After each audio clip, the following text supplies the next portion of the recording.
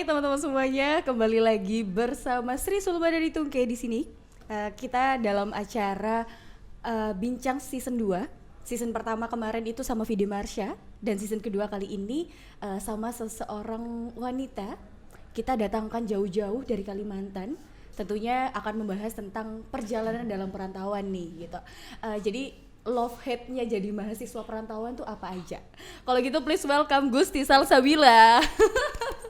Hai Gusti, apa kabar? Hai, lama gak ketemu tuh. Iya lama banget sih. Kita terakhir ketemu tuh kapan ya? UTS men, itu terakhir kali ketemu tuh UTS. I see.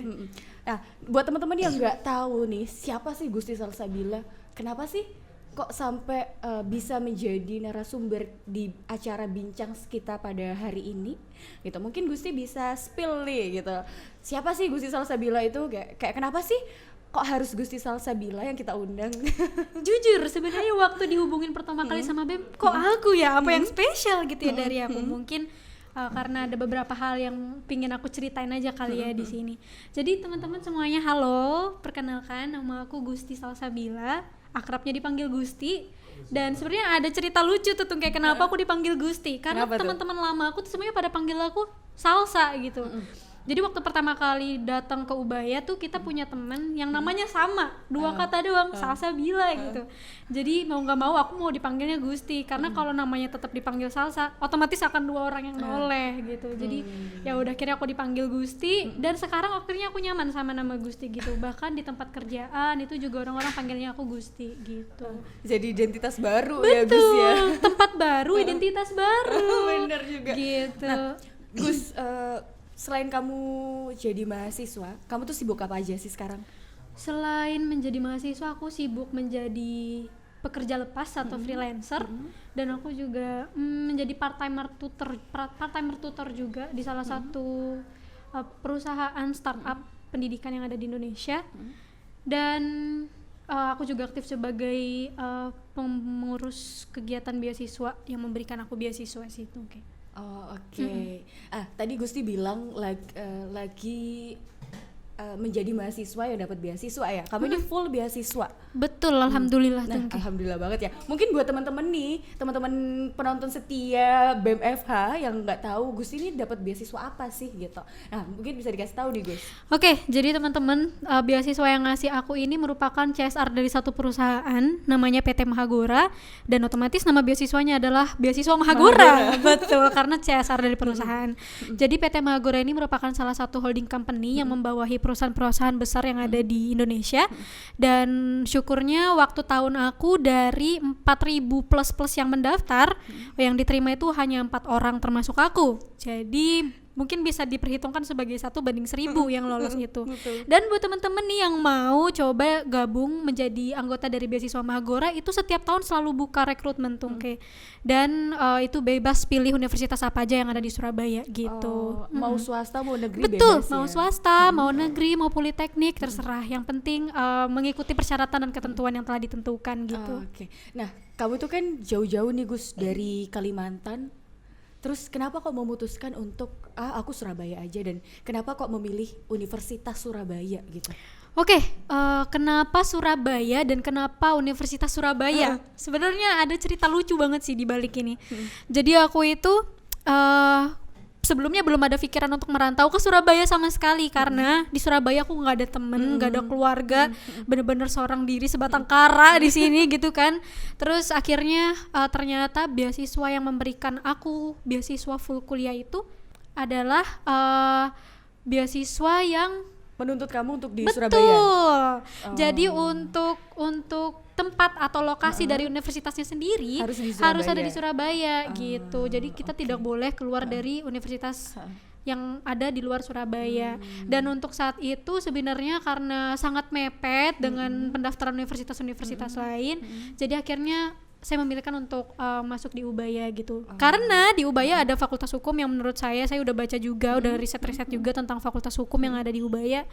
Sepertinya sangat cocok dengan saya gitu. Makanya saya coba untuk gabung. Oh, ternyata di sini nyaman gitu ya. Ketemu teman-teman yang juga asik-asik gitu. Jadi meskipun awal-awal ngerasa kayak oh sendirian di kota orang tuh kayaknya seperti neraka ya Iya, gitu. betul. Tapi ternyata nyampe sini have fun aja, happy aja gitu. Enjoy our life Betul, aja ya. betul banget, mengalir aja. Tadi Gusti ada sebuah fun fact nih buat temen-temen yang nggak tahu. BEM FH ini punya badan intelijennya sendiri buat memantau Gusti Salsabila ini gitu ya kan. Jadi ada fun fact bahwa Gusti Salsabila ini menolak salah satu universitas ternama di Indonesia hanya untuk masuk ke Ubaya. Gila nggak sih, kayak wow keren banget. Ya begitulah. Jadi sebenarnya ada ceritanya tuh Tungke. Jadi kenapa akhirnya aku memutuskan untuk tidak mengambil universitas itu padahal SBMPTN gitu. Karena waktu itu keadaan ekonomi keluargaku benar-benar sangat tidak mendukung aku untuk bisa berkuliah tidak menggunakan beasiswa gitu. Dan pada saat itu ada tawaran untuk ada buka salah satu rekrutmen beasiswa, dan akhirnya aku memutus untuk daftar beasiswanya, yaitu beasiswa yang memberi aku Mahagora sekarang. tadi itu. Jadi menurut aku melepaskan itu bukan masalah yang harus dibanggakan, bukan masalah yang besar juga, karena after itu aku dapat hal yang jauh lebih baik. Betul. Jadi bukan masalah universitasnya di mana, tapi apa value kamu yang bisa kamu kasihkan ke orang gitu. Betul. Nah Gus, kamu ini kan seorang mahasiswa, masuk influencer juga sih, kamu juga aku lihat-lihat aktif gitu loh untuk membagikan positif vibes-nya, pengalaman kamu di Instagram kamu, terus kamu juga part time juga ya, kerjanya part time. Terus gimana sih kamu itu membagi waktu kamu nih yang cuma 24 jam aja buat berbagai hal itu gitu? Karena aku tuh ngelihat kamu kayak gila, ini anak 24 jam aja gitu rasanya nggak cukup deh gitu. Aku aja nih ya seorang mahasiswa yang cuma ikutan organisasi aja ngerasa kayak aduh 24 jam ya. Masih Bisa nggak nambah apa dikit gitu. Iya. Jadi untuk misalnya cara membagi waktu atau time management tuh sebenarnya ada trik-trik tertentu sih tuh. Kayak jadi aku tuh membaginya jadi 4 bagian. Urgent, not urgent, important, not important. Jadi ada 4 bagian gitu. Jadi untuk pembagian 4 ini akan aku isi berdasarkan list prioritas apa saja yang harus dikerjakan dalam waktu tertentu. Nah, kemudian apakah aku capek? Of course. Siapa sih yang gak capek gitu ya. Namanya aja kita ya kuliah, terus kita ya cari uang juga buat tambahan di sini gitu. Capek cuman after itu ngerasa kayak banyak banget feedback yang positif yang aku dapetin gitu sih itu kayak sebenarnya. So cara bagi waktu tuh lebih ke skill untuk menggunakan berbagai platform yang ada. Salah satunya tuh Google Calendar. Google Calendar itu sangat membantu kita untuk Reminder ya. Betul, selalu ada reminder dari Google Calendar gitu untuk melakukan A, B, C dan seterusnya. Jadi pasti akan terbagi dengan mudah kalau misalnya time managementnya atau time base-nya itu sudah teratur dari awal. Jadi aku tuh biasanya kalau misalnya hari ini hari Senin gitu, aku tuh akan menyusun hari Selasa spesifik sama jamnya, jam 8 sampai jam 9 aku akan ngapain, 9 sampai 10 aku akan ngapain, dan itu semuanya harus harus selesai. Kalau nggak selesai itu kerjanya akan menumpuk dan akan aku kerjakan sampai malam. Nah jadi harus konsisten gitu. Jadi banyak orang tuh yang bikin time management tuh oke, aku jam segini mau ini, tapi realisasinya enggak susah gitu ya. Namanya kan keadaan rasa malas untuk datang itu rasanya sangat mudah untuk datang ke kita gitu. Jadi kalau misalnya udah bisa nih bikin time management, tinggal realisasikan aja dan stick to the point-nya. Jangan ngerasa oh masih ada 30 menit lagi, undur deh nanti deh. Itu 30 menit dikumpulin jadi 10 kali jadinya berapa jam gitu. Jadi jangan dibiasakan untuk menunda sesuatu gitu. Bener juga sih. Nah itu teman-teman, jadi dibagi dari 4 ya buat time managementnya kalian. Not urgent, important sama not important. Yep. Nah itu jadi salah satu poin pembelajaran juga nih buat kita semua gitu. Gusti, kamu memutuskan untuk merantau, tadi kan kamu bilang kamu dari Kalimantan ke Surabaya, itu tentunya nggak punya temen, nggak punya keluarga, nggak punya siapa-siapa, cuman punya diri sendiri gitu. Iya, itu mau nangis tuh di situ karena benar-benar ngerasa sendiri kan.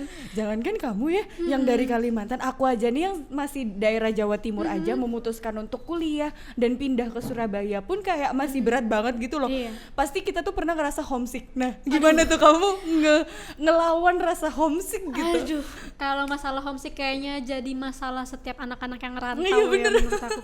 Apalagi kalau kangen sama masakan mama, kangen sama obrolan Suasana sama rumah. papa, suasana rumah, berantem sama adek gitu. Kayaknya hal-hal kayak gitu tuh sangat-sangat dikangenkan gitu ketika merantau. Cuman cara aku ngatasinnya sih kayak oke, Gusti Salsabila, ingat tujuan awal kamu kesini tuh mau ngapain. Kalau kamu kesini mau uring-uringan, kalau kamu kesini mau males, mending kamu balik ke Kalimantan dan pilih untuk menjadi nggak apa-apa. Wow. Kalau kamu udah berusaha untuk pergi keluar dari Kalimantan, dan kamu memutuskan untuk oke, aku akan mengambil kesempatan ini, stick sama poinnya, lurus terus sama visinya, jangan sampai kekecoh sama hal-hal yang bikin kita homesick gitu. Sebenarnya homesick itu bisa diatasin dengan menelpon kan, meskipun tidak terobati secara 100%, namun at least itu bisa membantu kita untuk meringankan sedikit aja gitu. Jadi ada sedikit pengorbanan. Ini menurut aku homesick itu salah satu pengorbanan ya, karena mau nggak mau kita nggak bisa makan makanannya mama, mau nggak mau kita nggak bisa ada di rumah gitu. Jadi ya salah satu cara menurut aku sih bisa diakali dengan menelpon, dengan menjaga komunikasi yang baik gitu sama orang tua. Tapi lewat perantauan ini kita jadi mandiri banget nggak sih Gus? Betul Kayak apa-apa banget. kita pikirin sendiri gitu. Betul. Fun fact Tungke. Jadi aku itu anaknya lumayan tidak bisa menjaga diri, tidak bisa merawat diri, karena aku kalau di Kalimantan tuh selalu dimasakin sama mamaku. Bener. Bahkan aku nggak bisa masak nasi pakai rice cooker. Rice cooker kamu tinggal masak air terus dicuci doang airnya kan terus jadi gitu, tinggal diklik aja itu magic jar itu aku nggak bisa. Tapi mau nggak mau akhirnya kayak pertama kali aku bikin nasi pakai magic jar itu nasinya gosong karena airnya sedikit gitu. Itu awal-awal. Itu awal banget. Ngekos. Cuman hal-hal yang berbau kesalahan akan menjadi cerita yang luar biasa di masa depan. Akan gitu. jadi pembelajaran yang Betul sangat banget, besar banget betul. buat kita. Tergantung point of view orang-orang. Kalau betul. kamu melihat masalah itu sebagai sesuatu yang bikin kamu masalah lagi, kamu nggak akan bisa berkembang gitu. Tapi kalau kamu mau belajar dari kesalahan itu, oke, kamu pasti akan satu step lebih maju dari sebelumnya karena kamu udah berani untuk mengambil pelajaran dari hal itu. Gitu tuh. Gus, kamu ini kan berada di Surabaya udah lama banget ya, udah hampir 2 tahun gak sih di Surabaya? Iya, hampir 2 tahun. Udah hampir 2 tahun. Menurutmu kamu ini ada nggak perubahan-perubahan dan perbedaan dari Gusti sebelum memutuskan untuk ke Surabaya sama Gusti sesudah ada di Surabaya? Dan menurutmu lingkup-lingkup pertemanan itu berpengaruh nggak sama karakter yang akan kamu bangun sekarang? Oke. Ada 2 pertanyaan ya. Apa yang berubah ketika kamu berangkat dan belum berangkat, dan apakah faktor pertemanan akan membentuk kamu? Jadi gini, untuk pertanyaan yang pertama Tungke, aku itu ketika sebelum berangkat ke Surabaya tuh lumayan apatis dengan hal-hal yang ada di sekitar aku. Meskipun aku suka sharing, cuman aku nggak ada niatan untuk kayak mengajak orang-orang, karena aku sifatnya untuk sharing aja gitu. Namun ketika aku udah berangkat ke Surabaya itu, terus yang paling besar yang aku rasakan itu adalah point of view-ku terhadap keluarga aku gitu. Jadi waktu aku di Sampit itu ngerasa kayak, oh hidup aku di sini aman, makan aku terjamin, padahal aku nggak sadar orang tua aku tiap hari tuh makin tua gitu. Iya betul. Terus pas aku berangkat ke Surabaya ngerasa kayak, wah kamu tuh waktunya sisa sedikit lagi untuk berbakti dengan orang tuamu. Kalau kamu nggak bisa kasih waktu kamu 24 jam ini untuk benar-benar kebaikan, apa yang akan bisa kamu banggakan untuk orang tuamu? Apa yang bisa kamu berikan untuk orang tuamu gitu? Aduh, aku kalau udah mikirin orang tua itu nggak bisa. bawaannya melo Iya, gitu. bawaannya melo banget gitu, karena tanpa kita sadari tuh orang tua kita tiap hari tuh makin tua. Betul. Ya kita padahal happy aja gitu. Dan itu aku ngerasa kayak, wah aku nggak bisa kayak gini terus. Aku pokoknya harus keluar dari Kalimantan. Aku harus cari hal-hal yang bikin aku belajar hal baru gitu. Salah satunya pertemanan. Pertemanan yang aku temuin. Jadi fun fact teman-teman, waktu aku pertama kali ke Surabaya, teman-temanku adalah Tungke. Teman pertama ya, Teman lebih pertama, bener-bener pertama banget. Jadi kita tuh kenal waktu di MOB. MC. Aku tuh udah kenal Tungke dari MOB MC. Terus dari situ kayak ngobrol, sharing, kok nyambung sama banget kayak aku gitu ya. Ini orang kayak dari point of view, cara mandang masalah gitu, kayak wah nih anak kayaknya cocok deh temenan sama aku gitu. Cuman waktu itu masih kayak maju mundur karena kayak mau nggak ya orang ini, mau nggak ya gitu. Cuman akhirnya makin kesini akhirnya aku sama Tungke jadi teman yang klop banget, yang best friendan ya gitulah ya pokoknya. Kita nggak kerasa juga ya ternyata kita bisa temenan selama ini gitu. Aku kira tuh kayak kalau bakalan sama orang-orang yang baru tuh kayak ya udahlah paling cuman temenan di kampus-kampus doang gitu. Bener. Padahal kita kalau misalnya lagi gabut sedikit, kita biasanya tuh jalan gitu, jalan. Kapan lalu kita gabut dikit, jalannya ke Malang. Lu pikir aja tengah malam jam 1 malam kita mobilan ke Malang, terus kayak kita ngapain sih ke Malang? Cari Warmindo. Men, jam 1 malam ke Malang cari Warmindo, gila nggak tuh? Cuman hal-hal kayak gitu tuh yang bikin kita ngerasa Pertemanan kayak, kita tuh makin erat karena sering jalan bareng. betul banget. Jadi kayak misalnya teman-teman yang datang ke aku dari awal aku itu ngerasa kayak wah, orang-orang ini tuh sangat memberikan aku hal-hal baru gitu. Ya namanya dalam pertemanan pasti ada pasang dan surutnya. Ketika surutnya orang-orang ini tidak meninggalkan aku gitu, dan mereka tetap stay di situ untuk memberitahu aku kamu tuh harusnya jangan seperti itu, dan itu benar-benar memberikan aku pelajaran yang sangat berharga banget sih. Temen itu jadi support system ya jatuhnya ya. Selain banget. diri kamu sendiri, teman-teman juga jadi support systemnya kamu. Nah, selain kamu, temenmu, keluargamu gitu. Terus orang-orang yang berada dalam lingkup kerjamu gitu ya kan, itu apa kamu punya support system lain gak sih? Soalnya nih ya guys gitu karena BEM Eva punya badan intelijen gitu jadinya Waduh, ngerasa dikepoin banget nih, ngerasa tiba-tiba ngartis gitu kan. jadinya nih ya kita tuh sering ngelihat kayak langgeng banget ya Gusti sama pacarnya gitu. Perlu kalian tahu kalau Gusti ini udah LDR sekian lama banget gitu, tapi kenapa gitu loh kamu kok bisa langgeng gitu sama pacar kamu padahal kamu tuh LDR jauh banget dan LDR-nya tuh termasuk hitungan lama loh ya. Iya, jadi support system selain keluarga, teman, pasti ada orang yang spesial juga gitu yang ada di sekitar kita. Pacar aku Mas itu. Hai Mas. Hai Mas. Suruh nonton ya Iya, nanti. nanti aku suruh nonton. Jadi Mas itu sebenarnya abang kelas aku waktu di SMA tuh kayak. Oh, Iya, jadi kisah kita cinta di sekolah ya. betul banget, kayak lagunya Chrisye atau Iwan Fals gitu ya. Jadi tuh aku sama dia itu ketemunya waktu di SMA, dan waktu itu dia kelas 3 aku kelas 2. Dia kelas 2 aku kelas 1 SMA. Dan waktu itu kayak kita akhirnya deket 8 bulan dan pacaran sampai sekarang. Kalau hitung sekarang berarti udah hampir 5 tahunan pacaran, dan kita barengnya itu 2 tahun. LDR-nya itu 3 tahun. Sampai sekarang. Jadi aku yang LDR pertama itu karena dia harus pendidikan untuk satu instansi. Itu posisinya kamu masih di Kalimantan. Aku di Kalimantan. Cowok aku itu udah berangkat ke kota sebelah atau ke ibu kota provinsi, dan itu sekitar 5 sampai 4 jam gitu. Itu aku udah LDR dan gak pernah ketemu juga itu hampir setahunan. Terus yang tahun kedua itu kita udah mulai LDR karena aku harus berangkat ke Surabaya. Iya, itu harus ke Surabaya sampai sekarang. Jadi LDR-nya 3 tahun. Dan apa sih yang bikin aku stick sama orang ini, kayak kenapa sih harus orang ini dan kenapa selama itu sama orang ini gitu? Sebenarnya aku adalah tipikal orang yang takut untuk memulai hal baru gitu. Takut banget untuk jadi kamu lebih memutuskan untuk memperbaiki aja lah gitu. Sebesar-besarnya masalah pasti bisa diperbaiki. Namun ada satu masalah yang tidak bisa dihindari tuh, kayak yang tidak bisa diperbaiki lagi. Ini buat teman-teman juga yang nonton ya. Jadi untuk masalah ini tolong, kalau saya dengarkan sih baik-baik. Iya, jadi kalau saya untuk satu permasalahan ini udah nggak ada kata maaf, nggak ada kata oke kita lanjut lagi dan aku maafin kamu. Sorry, nggak ada. Selingkuh. Ya, betul kan? Kita nggak bisa men kalau diselingkuhin, karena orang-orang yang bisa pegang komitmen itu adalah orang-orang yang mahal. Betul. Sedangkan orang-orang yang nggak bisa pegang komitmen, ya udah berarti kamu bukan tercipta untuk aku gitu. Karena karena aku berusaha untuk menjaga komitmen itu 100%, dan tolong jangan noda itu. Dan syukurnya sampai sekarang beribu-ribu masalah yang datang ya akan terperbaiki, akan menjadi hal baru yang kita pelajarin juga di masa yang lalu gitu. Doain saja ya. Yaudah, nanti kamu kalau misal jadi gitu ya, aku siap kok jadi MC. Sekalian sama biduan dong. Kan satu paket tuh. Gitu.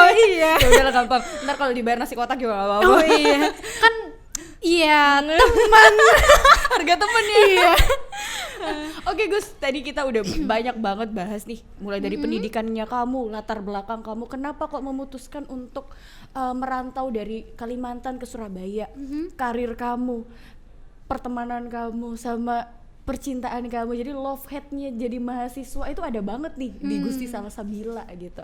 Seorang mahasiswa yang mendapatkan beasiswa juga. Tadi kita juga udah dapet ilmu kalau time managementnya itu harus gini dan gini gitu. Oke Gusti, terakhir kita masuk ke sesi selanjutnya, yaitu ada sesi namanya Jajur, jawab jujur. Oke, kita ada 3 pertanyaan. Pertanyaan pertama, mending jadi kaya tapi temen dikit, apa sederhana tapi temen di mana-mana? Ini agak susah ya pilihannya gitu. Kaya tapi teman sedikit atau sederhana teman di mana-mana. Apa ya? Susah untuk dijawab karena masih belum ada di posisi dua-duanya gitu ya. Cuman kalau misalnya disuruh pilih, sepertinya banyak teman itu baik, menjadi kaya juga baik. Asalkan kekayaan itu bisa kita gunakan untuk membantu orang juga. Jadi apa gunanya untuk kaya tapi untuk diri sendiri aja gitu, nggak ada value untuk orang lain. Betul. Jadi sebenarnya kalau bisa dipilih sih kaya dan punya banyak teman gitu. Jadi biar bisa komplit juga, punya teman, biar nggak stres-stres banget sama kerjaan atau yang apa. Tapi kekayaan juga bisa kita bagikan untuk orang-orang gitu. Betul. Jadi kita memperkaya diri sendiri dan memperkaya teman kita juga ya. Betul sekali. Oke. Pertanyaan kedua, would you rather choose your career or your family? Aduh, ini pertanyaan sulit sebenarnya. Sebenarnya tapi aku tuh bingung gitu ya. Kenapa sih perempuan tuh harus dihadapkan sama banyak pilihan? Betul. Career or family. Itu tuh sama-sama penting kan, sama-sama important betul, gitu. Betul banget. Tapi kalau misalnya disuruh pilih, jujur aku nggak bisa pilih dua-duanya, karena dua-duanya sama-sama masuk dalam prioritas aku. Karena family yang kalau sekarang family yang aku hadapin adalah orang tua aku, saudara-saudaraku, dan aku punya mimpi yang besar banget untuk mereka, di mana aku bisa Gusti Salsabila maju terus untuk banggakan orang tuamu yang ada di Kalimantan gitu.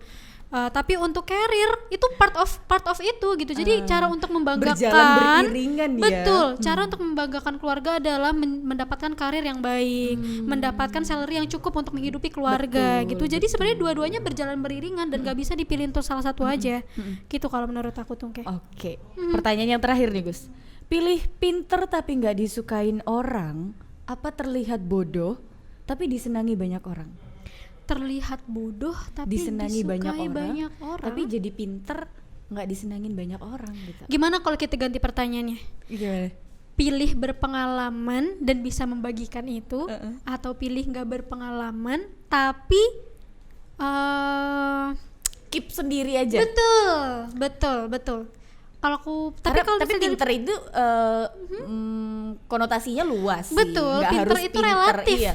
Benar. Banyak pinter relatif tuh banyak. itu maksud aku pinter itu sangat relatif gitu. Bisa dari pinter manajemen waktu, pinter bagi uang, pinter bekerja, pinter di perkuliahan gitu. Jadi kalau misalnya disuruh pilih, aku mau menjadi seseorang yang pintar dan bisa membanggakan orang-orang dari sekitar aku juga. Jadi kalau misalnya pintar tapi nggak punya banyak teman, buat apa juga gitu. Jadi itu menurut aku bukan pilihan yang harus dijawab ya, karena kita bisa dapat dua-duanya. Kita bisa menjadi pintar dan kita bisa mempunyai banyak teman juga gitu. Karena menurut aku untuk pertemanan itu nggak bisa, aku bukan tipikal orang yang pilih-pilih teman ya tuh. Kayak maksud aku ketika orang berlaku baik kepada aku akan berusaha untuk berlaku baik juga kepada orang tersebut gitu. Jadi semakin banyak teman kayaknya semakin baik juga gitu.